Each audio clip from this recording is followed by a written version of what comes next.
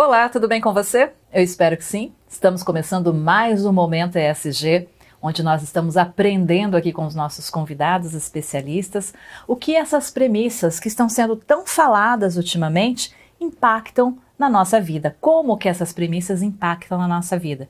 Afinal, elas estão influenciando empresas, governos, organizações da sociedade civil.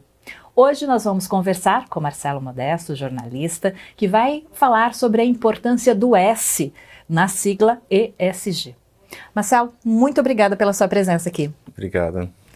A gente começa a nossa entrevista sempre pedindo para que o nosso convidado se apresente para o nosso público também. Então, por favor. Perfeito. Eu sou Marcelo Modesto, eu sou jornalista e gestor ambiental de formação. Sou gerente de projetos no IDES, Instituto para o Desenvolvimento do Instituto do Investimento Social, na célula ESG, e em linhas gerais é um pouco isso. Bom, vamos aproveitar então toda essa sua experiência para a gente conversar e gostaria assim já de antemão te pedir para que você nos ensine ainda mais sobre as linhas, as premissas, a importância do ESG nas nossas organizações, no nosso dia a dia.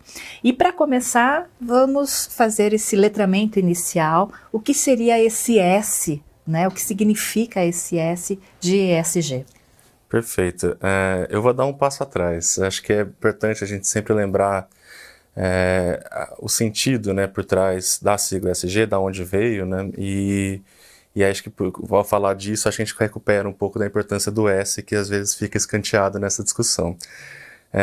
ESG surge ali em 2004, né, com o Pacto Global, e como uma forma de convencer e letrar o mercado, tanto investidores, empresas, sobre a importância de você mensurar riscos que não sejam financeiros, ou seja, ambientais, sociais e também da própria governança. E ao fazer isso também, mensurar possibilidade de geração de valor ou erosão de valor em alguns casos, dentro dessas dimensões. Quando a gente fala do E, do ESG, do ambiental, esses riscos não financeiros são mais, não diria mais fáceis, mas eles são mais concretos. A gente tem uma fronteira para a produção, por exemplo, seja a poluição, seja pelas emissões, seja pela perda de biodiversidade, que é mais clara, é mais concreta.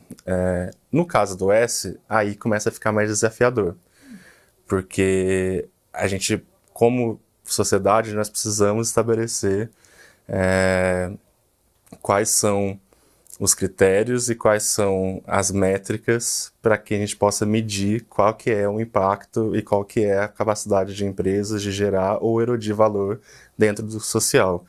Isso é mais complicado do que no ambiental, mas é extremamente importante, porque como vários documentos das Nações Unidas ou de órgãos multilaterais fala, é extremamente importante na agenda da sustentabilidade não deixar ninguém para trás. E o S é justamente sobre isso. Como a gente está vendo que o ESG ele veio muito de empresas, do mercado financeiro. Como que a empresa lida com esse S? E isso também é um desafio. Eu acho que tem exemplos muito interessantes. Eu acho que no Brasil mesmo, né, nós temos alguns protocolos ESG que foram surgindo, lidando especificamente com S. Posso citar, por exemplo, o Pacto pela Promoção da Equidade Racial. Então, eu vejo as empresas, elas estão começando a amadurecer nesse debate. Tem algumas iniciativas interessantes aparecendo, como eu citei do Pacto, mas poderia citar outras. Mas ainda tem, como eu falei, esse desafio de mensurar de fato a performance, entender aonde as empresas estão e também de definir um norte comum. Quais são as metas, aonde que a gente quer chegar, qual é a nossa ambição, em quanto tempo a gente quer chegar até lá. Num país com tantas dificuldades como o Brasil, isso é extremamente importante e essa ambição com certeza precisa aumentar. Quando a gente fala de questões sociais, não são exclusivamente apenas para os colaboradores internos da empresa, é isso? Exatamente. Tanto é que alguns frameworks ou algumas formas, acho que o próprio framework do Fórum Econômico Mundial, o Measuring Stakeholder Capitalism, medindo o capitalismo de stakeholders, eles separam, né, muito na linha dos ODS, da discussão que gerou os ODS, eles separam em 4 pilares de atuação, com indicadores e com ações específicas. Tem um pilar, obviamente, da governança, o pilar do planeta, E aí separa um pilar de pessoas e prosperidade. Pessoas para olhar para dentro, especificamente, e prosperidade pensando na prosperidade que uma empresa pode gerar para a sociedade. Então, sim, com certeza é importante não olhar só para dentro, mas também para fora. Quando a gente fala, então, das questões sociais feitas pela empresa, como que vocês veem esse que a gente pode chamar de investimento? A forma como o IDES enxerga investimento social privado é como uma alocação voluntária de recursos, seja ele técnicos, financeiros, serviços, em prol de uma agenda comum, de interesse público. Então, quando a empresa ela começa a desenvolver ações que beneficiam a sociedade, a comunidades do seu entorno, e faz isso de forma estratégica, a gente pode falar de investimento social privado, e o ideal é que essa estratégia de investimento social privado esteja atrelada a uma estratégia mais ampla de ESG, onde a empresa consegue mensurar e entender como o investimento social privado pode contribuir de uma forma mais ampla para o seu impacto positivo na sociedade. E serve apenas para grandes empresas? Não. Com certeza não. Eu acho que as empresas, elas podem, pequenas empresas ou médias empresas, elas podem se beneficiar muito disso. Eu acho que tem vários benefícios tangíveis assim, para pequenas e médias empresas, como um melhor relacionamento com a comunidade, um melhor nível de engajamento dos seus colaboradores. Então, eu acho que todas as empresas podem se beneficiar de uma estratégia de investimento social privado atrelada a uma estratégia de ESG. Então, uma coisa não diminui a outra ou anula a outra? Não, com certeza não. E o ideal é que elas sejam complementares e que elas dialoguem. Eu acho que eu gosto de brincar que durante muito tempo teve o paradigma da empresa querendo mudar o mundo. Eu acho que a agenda ESG traz para a mesa aqui uma mudança disso. Eu acho que agora o mundo está querendo mudar as empresas e as empresas têm que se tornar mais permeáveis para isso. Uma estratégia de investimento social privado, por exemplo, o relacionamento com o terceiro setor, o relacionamento com a sociedade civil organizada, é uma correia de transmissão dessa mudança, porque a empresa ela vai se tornar mais permeável às pressões, e mais permeável e mais resiliente às pressões da sociedade. E vai, dessa maneira, conseguir construir valor compartilhado com todos de uma maneira mais eficiente e mais eficaz. Você poderia dar um exemplo para a gente de uma empresa pequena ou média que faz investimento social privado? Não o nome da empresa, mas o exemplo que ela faz? Sim, eu acho que um exemplo talvez bem simples que às vezes as pessoas esquecem. Por exemplo, escolas particulares que oferecem bolsas de estudo para grupos vulnerabilizados ou, enfim, com baixa renda, etc. De certa forma, isso é um investimento social que a empresa está realizando através de uma alocação voluntária de recursos seus, que são os recursos técnicos e de serviços, em torno de um benefício comum, que é a promoção da educação de qualidade para pessoas que não teriam acesso de outra maneira. Eu acho que esse é um bom exemplo. Eu venho do interior, assim, acho que eu, inclusive, fui um bolsista de uma escola particular. E acho que esse é um ótimo exemplo de como uma pequena, uma média empresa pode fazer isso e fazer isso principalmente de forma estratégica. Entender, olhar os ODS do seu município, olhar as demandas do seu município e entender como você pode atuar de forma concertada com agendas públicas do poder público e com agendas internacionais que dão o norte para onde a gente deve ir. Vou aproveitar essa fala sua e te perguntar o que ESG tem a ver com ODS? Tem tudo a ver. Quando a gente fala da mensuração de riscos não financeiros e também da possibilidade de geração ou erosão de valor, a gente tem balizas muito claras. E os ODS, eles são essas balizas do desenvolvimento sustentável. É importante entender que o ESG, ele fica quase que um quarto dentro de uma agenda geral mais global, que é da sustentabilidade, que é um desenvolvimento que garante, né, as necessidades do presente sem comprometer as capacidades do futuro das gerações futuras de existir, progredir, etc. Dessa maneira, a gente tem também, eu acho que dentro da agenda da sustentabilidade, né, isso foi muito falado, né, e continua sendo falado do triple bottom line.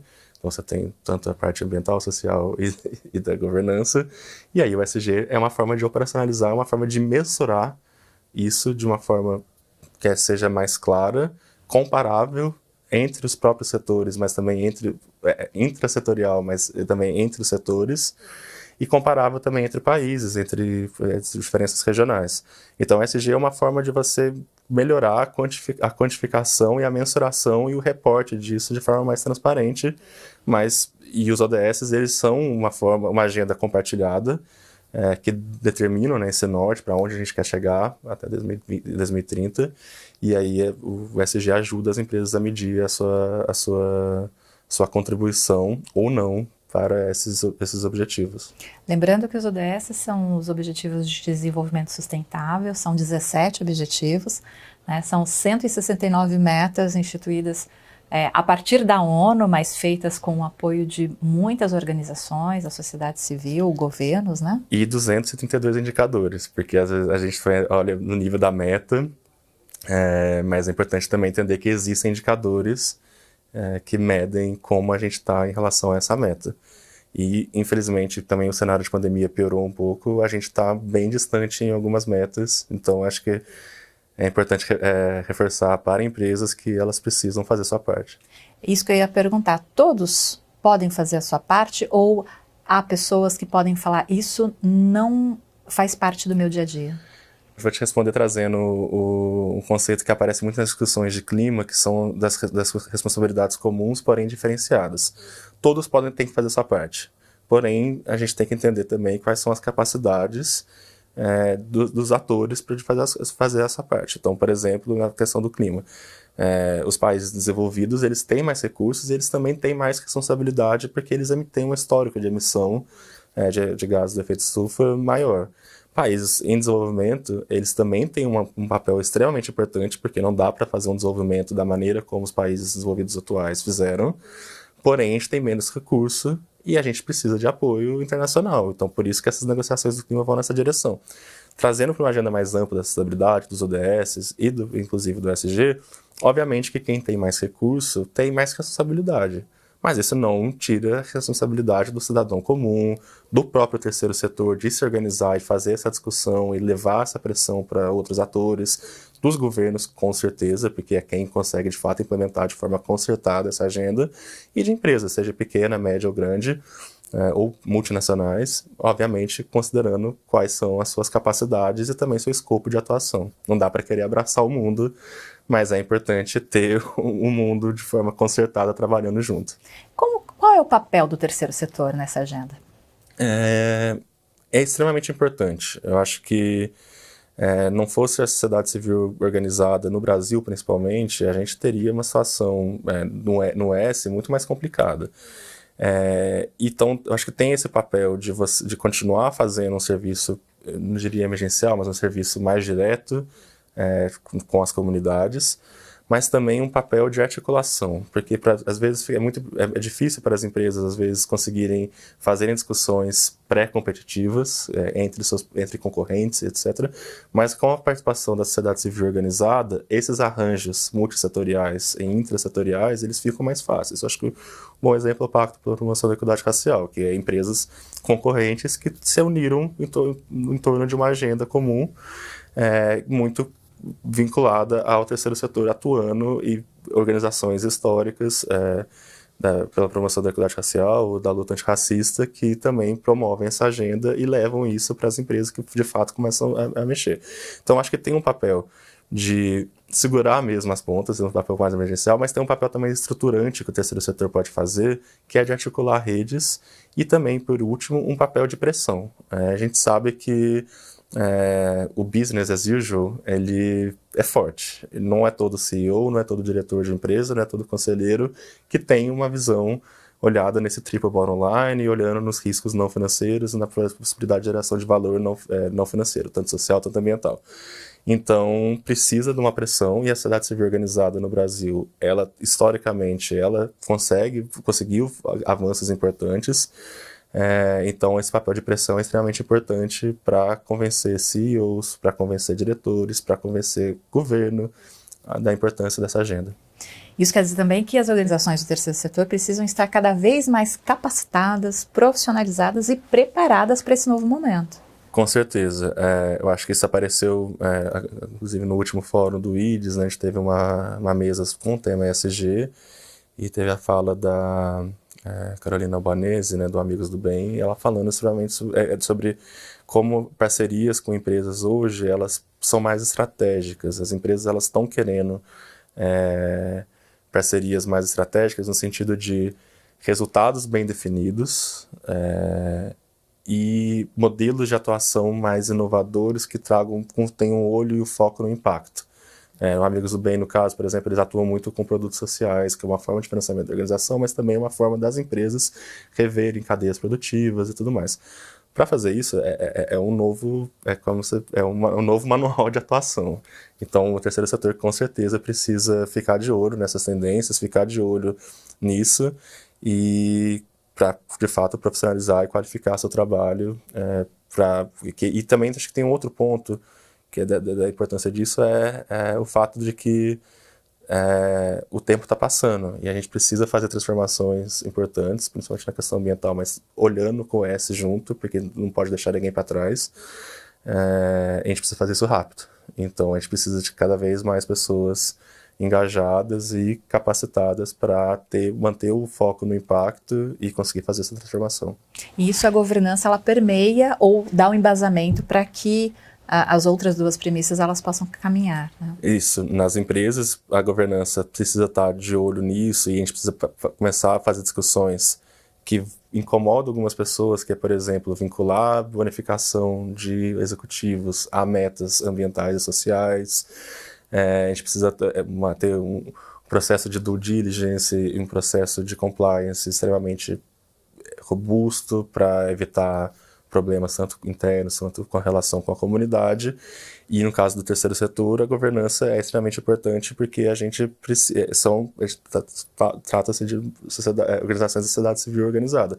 São pessoas que precisam pensar juntas de maneira organizada e estar atenta a essas questões e também criar mecanismos de inovação, mas também de freios e contramedidas para que a gente consiga internalizar nas organizações essa agenda e para que elas possam, de fato, levar isso para a sociedade, levar isso para as empresas. Anteriormente, nessa entrevista, eu te perguntei se ESG também serviria para pequenas e médias empresas. Eu te pergunto, esse novo momento, né, de relacionamento mais intenso com as empresas, ESG, também impacta pequenas e médias organizações da sociedade civil? Sim, eu acho que impacta, e a gente tem alguma certa evidência sobre isso. A gente pode olhar, por exemplo, o impacto na questão do financiamento. Assim, eu acho que uma grande ferramenta, uma grande ferramental, uma metodologia trazida pelo ESG, que é a questão da análise dos tópicos materiais para o negócio, né, a famosa matriz de materialidade e tudo mais. Você com isso, isso promove uma certa... Você força as empresas, elas se viram forçadas a alinhar sua estratégia de investimento a tópicos que são extremamente materiais para ela, e geralmente esses tópicos materiais são determinados muito mais ênfase na parte interna, de como a empresa vê o que é material, do que a sociedade. Então você pode ter um risco de financiamento para as organizações, então você ter, por exemplo, pautas ou causas que não são tão atrativas para a empresa, e você ter cada vez mais um direcionamento de recursos para algumas causas, deixando outras mais órfãs. Então tem um desafio também de financiamento, da forma como os recursos são repassados, como as parcerias são traçadas entre as empresas e organizações do terceiro setor. A gente tem cada vez mais, né, empresas no processo de grant making, né, sendo cada vez mais exigentes em relação ao que elas esperam em termos de impacto, em termos de resultado, em termos de prestação de contas, e isso pode ser um desafio para pequenas organizações de sociedade civil. E eu acho também que tem um desafio que a gente tem que ficar de olho e que a gente muitas vezes esquece, e isso pode acontecer com pequenas e médias organizações, quando a gente foca muito na causa que a gente trabalha, no tópico que a gente trabalha e não vê o ecossistema. Então, quando a gente fala de mudanças climáticas, por exemplo, quando a gente fala sobre a emergência da fome que aconteceu agora no Brasil no período pós-pandêmico, tudo isso impacta o trabalho que a gente faz, não importa da área que você está atuando. Você trabalha com esporte, você trabalha com cultura, a fome, as mudanças climáticas, isso vai impactar. Então, a gente precisa ter um olhar sistêmico de todos os problemas que a gente enfrenta agora, e isso é um desafio, porque isso envolve recurso, tanto técnico, tanto financeiro, isso envolve profissionalização, aumento de capacidade, então isso pode ser um desafio, sim. E também é o momento até de ampliar a captação de recursos para que essas outras ações sejam feitas também. Exato, ampliar e diversificar. Acho que essas são as palavras-chave ali. Você falou matriz de materialidade, o que é isso? Matriz de materialidade é uma metodologia muito adotada, né? Enfim, um passo ali adotado, né, por empresas numa jornada de relato integrado, onde a partir de consultas com stakeholders, tanto interno quanto externo, a empresa ela determina quais são seus tópicos de impacto e quais desses tópicos de impacto são materiais para o negócio ou não, ou seja, que podem ter um impacto, que podem fazer uma diferença na forma como a empresa faz o negócio. Isso é feito geralmente, né, ouvindo tanto diretores, CEOs, funcionários, colaboradores, e também ouvindo sociedade civil, ouvindo governo, ouvindo agências reguladoras. Então você faz um mapa de tudo que tem de tópico que pode impactar o seu negócio, e dentro disso você categoriza quais são esses tópicos que são mais materiais, quais riscos, quais são as condições ali daquele tópico que são mais materiais para aquele negócio. Cada empresa tem uma, obviamente que por setor eles são parecidos, então, por exemplo, o setor de mineração vai estar de olho em regulamentação, vai estar de olho no relacionamento com a comunidade, né, porque é uma atividade extremamente intensiva na comunidade. Então, eles parecem por setores, tem alguns tópicos que até os frameworks, né, eles recomendam como obrigatórios para reporte. Então, por exemplo, uma empresa de tecnologia de informação, ela vai ser, o tópico de segurança de dados e privacidade dos seus usuários é um tópico material, isso é determinado por conta da natureza do seu trabalho. Mas, obviamente, que isso muda de negócio para negócio, de empresa para empresa. Você falou de relacionamento com comunidade. A empresa, ela faz o relacionamento direto com essa comunidade ou ela pode trabalhar em parceria com organizações do terceiro setor para esse relacionamento? Isso é uma pergunta extremamente interessante, porque eu acredito que isso é uma contribuição que o terceiro setor e a sociedade civil organizada ela pode dar de forma muito expressiva. Dentro daquela linha, né, da sociedade mudando as empresas, o relacionamento de empresas com sociedades, com organizações da sociedade civil, é uma forma de potencializar isso. Você fazer você perceber a relação tanto na doação ou patrocínio, ou tanto de formação de um projeto em conjunto, em parceria. Você percebe que nessas relações você tem um processo de mapeamento e gestão de stakeholders da empresa muito fortalecido. Porque uma coisa é a empresa olhar a relação dela com uma comunidade, com uma cidade, a partir da geração de empregos, a partir do caminho do carro que o funcionário, que o colaborador, ou que o presidente vai da casa até a empresa. Outra coisa é quando ela começa a se engajar, quando ela começa a apoiar as organizações locais, quando ela começa a entender as demandas da sociedade e começa a entender o impacto que ela tem, tanto, não só na parte financeira e econômica na cidade, ou na comunidade onde ela se insere, mas também na questão social, na questão ambiental, e tem que entender de forma melhor. E eu acho que o apoio a organizações da sociedade civil, o relacionamento com essas organizações da sociedade civil é uma forma de potencializar, inclusive, aquele tópico que a gente falou da materialidade. Porque, de fato, a gente vai dar substância para esse outro lado da materialidade, que é o impacto da empresa na sociedade e como a sociedade impacta a empresa. E falando também pelo olhar do investidor ou dos CEOs, dos diretores, os próprios colaboradores internos também vão se sentir mais valorizados ao fazer tais ações, né? Com certeza. E eu acho que isso é algo que já acontece em muitas empresas, acho que tem exemplos interessantes no Brasil, no mundo também, é isso, né? Eu acho que quando você consegue pensar de forma estratégica, olhar isso de uma forma sistêmica, você consegue ver oportunidades, como, por exemplo, payroll giving, né, que é você complementar, fazer a doação a partir da folha de pagamento, programas de voluntariado que sejam estratégicos, que sejam pensados, que tenham uma estratégia de entrada, de saída, que não seja só aquela coisa casual e casuística, né? Então, sim, com certeza, eu acho que isso é uma forma de engajar e é uma forma de aumentar reconhecimento entre os colaboradores. E aí, falando de business, colaborador mais engajado, produz mais. Exato. Né? A empresa ganha com isso também financeiramente falando, que é o que move o ESG. Exato, e eu acho que a gente já está vendo isso nos Estados Unidos, né, agora, uma crise de falta de empregados. No Brasil a gente está vendo uma queda no desemprego, acho que também é uma forma das empresas atraírem e reter talentos, que é um desafio para todas as empresas, né? Independente do setor. Reter talentos é importante, né? Extremamente. Extremamente importante.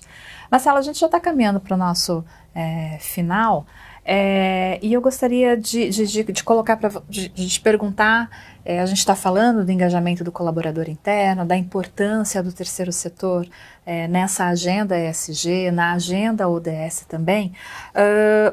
A gente pode colocar que trabalhar com esses ativos fortalece ou incentiva ainda mais viver com propósito? Eu acho que sim, e eu acho que isso é um ponto, assim, eu acho que, olhando, vamos começar com as empresas para a gente chegar nos cidadãos, assim, eu acho que o propósito está no centro de tudo. Obviamente que empresas, elas têm aquela discussão, né, o Friedman que falava que a empresa tem que dar lucro, não tem que ter nada, mas acho que a gente superou essa discussão. Eu acho que, quer dizer, tem pessoas que ainda acham, mas a gente está caminhando para superar essa discussão. Eu acho que o propósito tem que estar no centro de tudo, tem que estar no centro de uma estratégia ESG, tem que estar no centro de uma estratégia de investimento social privado. E isso e o propósito é uma forma das empresas tangibilizar e dar um norte para essa proposta de geração de valor, que não é só financeiro, não é só econômico para o seu acionista, é para toda a sociedade. No caso dos cidadãos, eu acho que essa agenda de desenvolvimento comum, né, tanto os ODS, tanto toda essa discussão que é feita hoje em dia sobre tópicos específicos, causas específicas, como equidade racial, equidade de gênero, eu acho que traz um pouco de... a gente tem tanto problema, a gente olha para todos os lados, tem alguma coisa a resolver. Acho que a gente tem uma agenda consensual entre a sociedade de um norte para onde a gente precisa ir.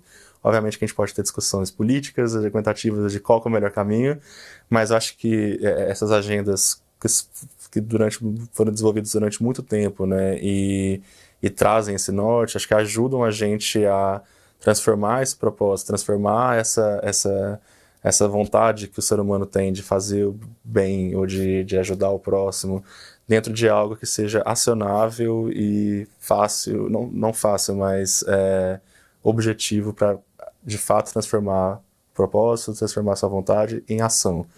E eu acho que, nesse sentido, o terceiro setor tem um papel extremamente importante também de mobilização da sociedade e de aglutinar pessoas que estejam interessadas na promoção de um bem comum.